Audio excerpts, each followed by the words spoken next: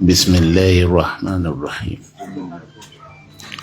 الحمد لله رب العالمين ولا عاقبة للمتقين ولا عدوان إلا على الظالمين أحمدك ربي وأستعينك وأثني عليك وأتوكل عليك وأستغفرك وأتوب إليك tí n bá ní máa fà lọ báwọn gbogbo ìṣẹ́jú tó kù ní fà tán. Ọlọ́run lé wàhálà bí ayé. Torí náà màá dá dúró ń bẹ̀ wọ́n. Àwọn dá dúró ẹlọ́wọ́gbà. Màá dá dúró ń bẹ̀ wọ́n kí n lè bá àrọ́pẹ́ dá fún gbogbo àwọn tó yẹ kí n dúpẹ́ fún. Kì í ṣe àtúrí ọpẹ́ ni mo ti fẹ́ bẹ̀rẹ̀ bí ó ṣe pé látòrí ẹ̀bẹ̀.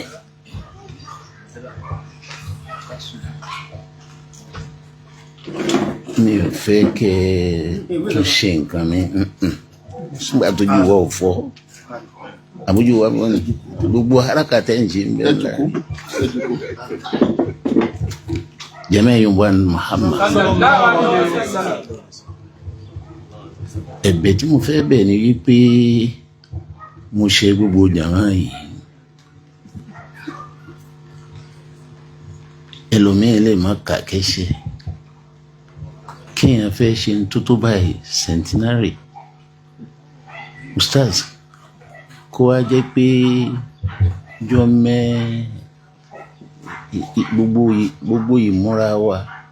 ìjẹfà ni tẹ́lẹ̀ pé ìjẹfà ò tó láti múra ìyẹn wá fa pàjáwìrì gbogbo pípé tí mo pè ẹnìkọ̀ọ̀kan pàjáwìrì ni tó bá ṣe pásìkò wà bó ti yẹ kí n pè wá kọ́ ni mo pè wá téèyàn bá wò ó téèyàn má sìkò téèyàn má táìmù èyàn rò pé àsìkò tá a fi pera wa àsìkò tí kò lámìyàn bá mu kò mú rárá kò mú rárá.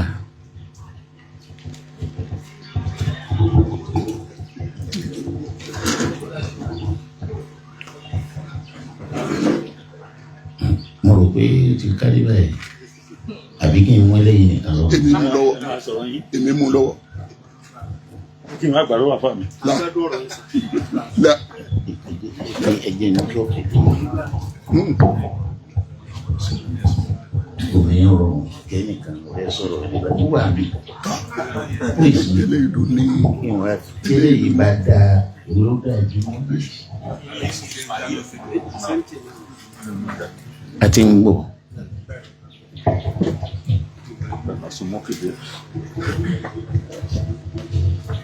Tí n bá sọ̀rọ̀ àmì di pé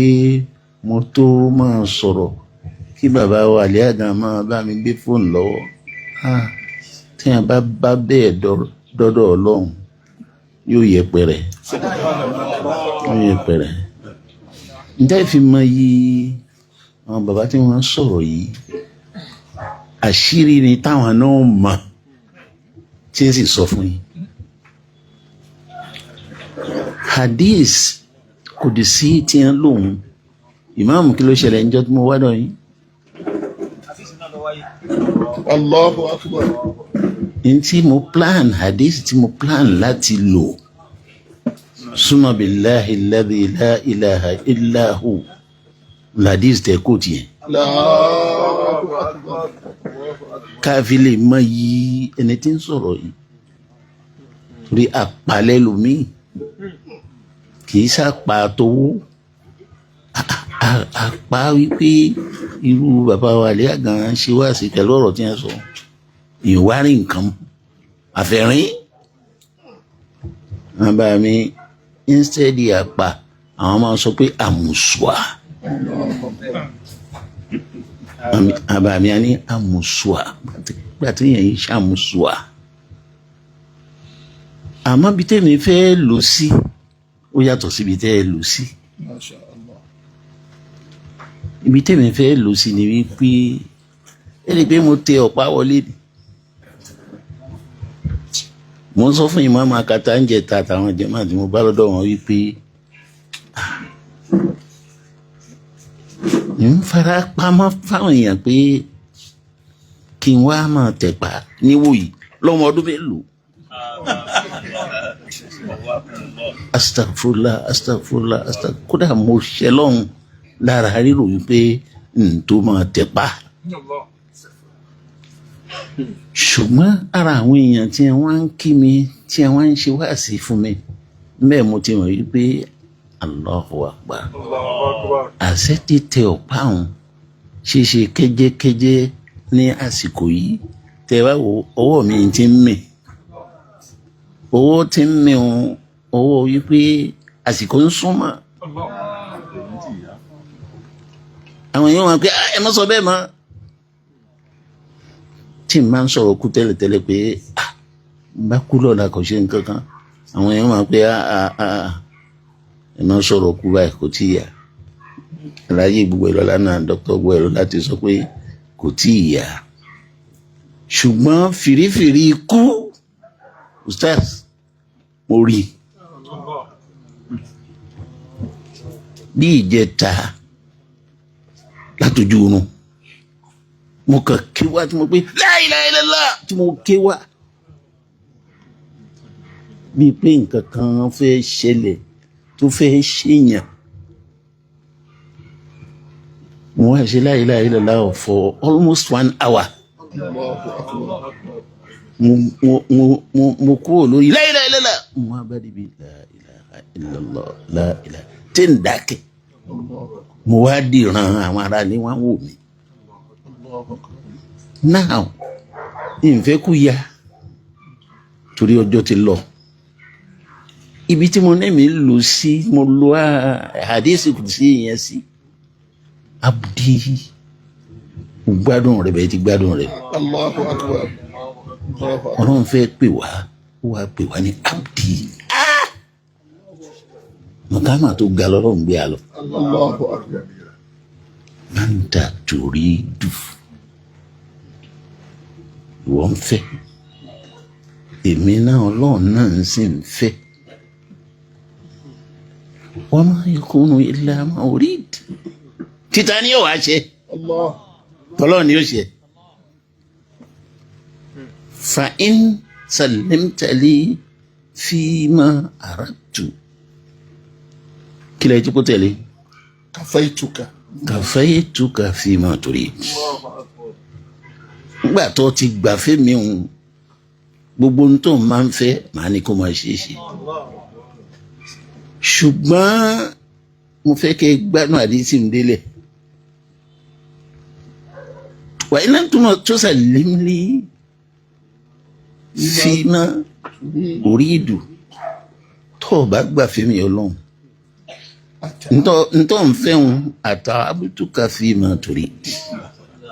Wala yakunu illa ma urid. wọ́n lálàṣe rẹ̀ lórí ntọ́ fẹ́ wọn wọ́n dá wàhálà alẹ́ fún ọ. bọ́ bá wá ṣe wàhálà nǹkan tó ń lé tó bá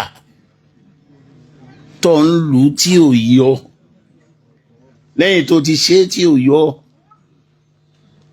tó ń fà á tí ò tó la yakunu illa ma urid. tèmi tọ́lọ́run tí mo fẹ́ kó ṣe òní ò padà sí. ọ̀pọ̀lọpọ̀ èdè ni Yorùbá máa ń sọ tó bá ṣẹ̀ríà mu wọn ní tọ́lọ́run ni yóò ṣe tọ́lọ́run ni yóò ṣe. ustaz ìgbà tí ìgbà fọ́lọ́hun ní gbogbo ìgbà tí ẹ̀rí mi bàbá wa àdó àgbàdà ẹ ṣe gbogbo ìgbà tí tẹ́ ẹ̀rí mi ìgbà fọ́lọ́hun gbà náà ni torí pé n fẹ́ jáde tọ̀pátọ̀pá ojú kádàrá ń tì mí pé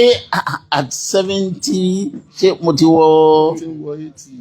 n ti wọ 80 about 80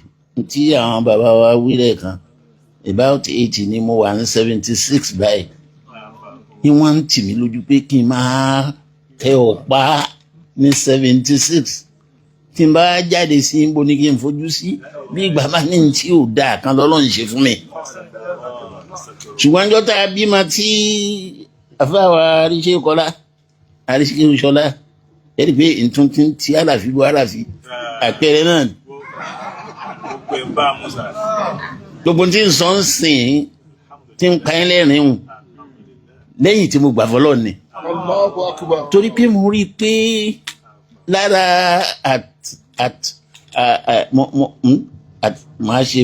màá kó wàhálà bá ọ kí la gbé lára rẹ̀ Ata'abtuka. ẹ̀ṣẹ̀ lára àtàbùtùkà yẹn wọ́n kó wàhálà bá ọ fúnra rẹ̀ mi ọlọ́run ń dá wàhálà lẹ̀ fún ọ wàá wá ṣe wàhálà náà kò ní rí bọ́ ti fẹ́ tèmi ọlọ́run ní ó ṣe so ńgbà tí mi ò gbà fọlọ́run dám usalim ní àbí aslam ńgbà tí mi ò usalimu fọlọ́run ní ń yọ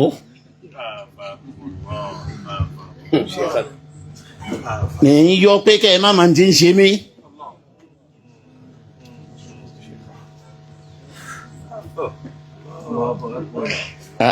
Aláàjì gbogbo ẹ̀ lọ́la nínú àwọn tẹ́ máa dúpẹ́ fún ni wọ́n sáré káàkiri ṣùgbọ́n ara wípé wàá máa lé ọ̀ní bá ń sọ fún wa lónìí gbogbo ń tá a ṣe aré tá a sá tọlọ́yìn náà ló ṣe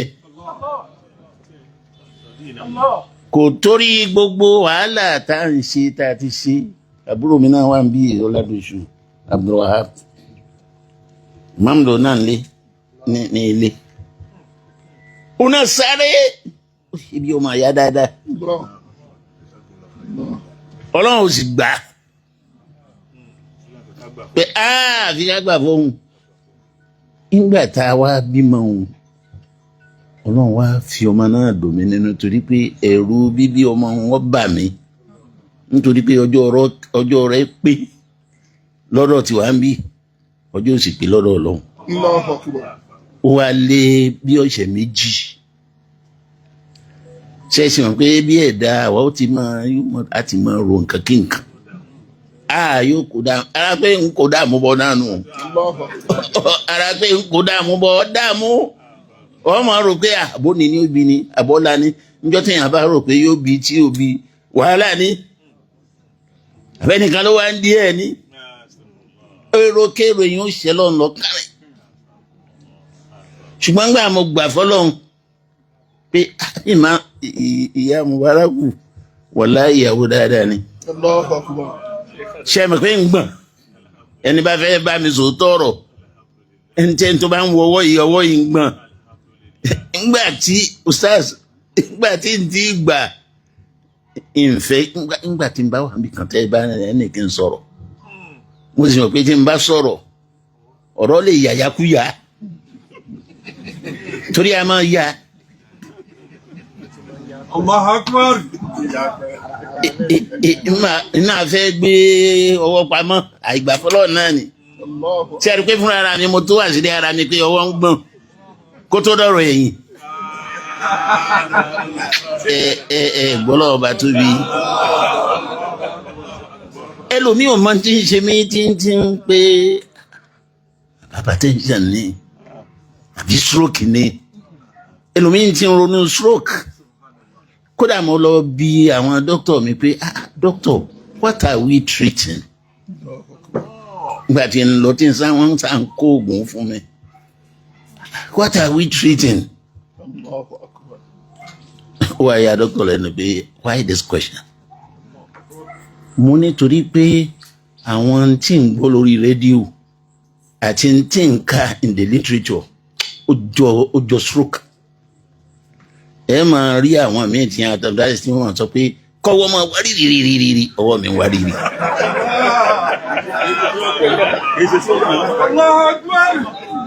ọwọ́ mi ń wá rírì náà ni ń wá tẹ́rìn rí yìí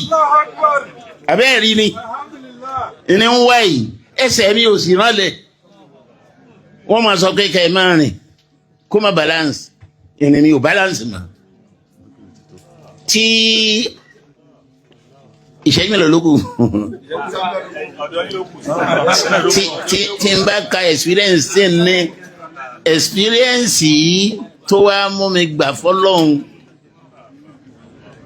nígbà tí ọmọ tá à ń rò pé ọlọ́run mama jẹ́ ó gbẹ̀mí ìyá tó wá agbọ́hùn ìyá agbọ́hùn ọmọ inú mi wá dùn dípò pé ńjọ́ náà lọ́jọ́ Jímọ̀ ṣéjọ́ Jímọ̀ ni àwọn tó yẹ wọn ọjọ́ tá a bímọ ọjọ́ Jímọ̀ ni ẹ̀yin wà ń bẹ̀ ní tẹ ní Thursday torí pé a fi kó mọ sí Thursday rò pé Thursday ni ọjọ́ Jímọ̀ ni májúmọ́ ọjọ́ Jímọ̀ ni nígbà tá a wá ṣe pé ọmọ téèyàn bá bí hadith anayi sallallahu alaihi wasallam ń pé wọ́n ń ṣe kinní kan filiyomi sábẹ́à wọ́n máa ya wọ́n máa ṣẹ́ẹ̀rì àwọn tó ti sá lọ àwọn apẹ́rẹ́ ní o sọ́ra dáadáa wàásàlà sáfìlì náà díẹ̀díẹ̀ tá a bá fẹ́ jẹ́wọ́ fúnra wa ọwọ́ mi ẹ̀sìn balance mo wá rí wípé tí n máa ń fi ọwọ́ mi ẹ̀sìn balẹ̀ tí mo torí bẹ́ẹ̀ tí mo wà ń lé ń kárí bọ́nùkù ni ẹ gbọ́ Yorùbá mi wàláyé suma billahi la ilaha illallah ẹni tọ́lọ́ ń bá má dánwò dé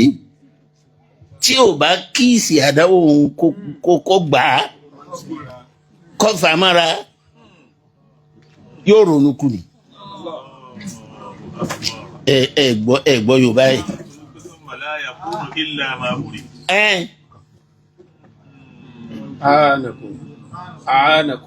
Ó ti ń yé mi bá ń kó tó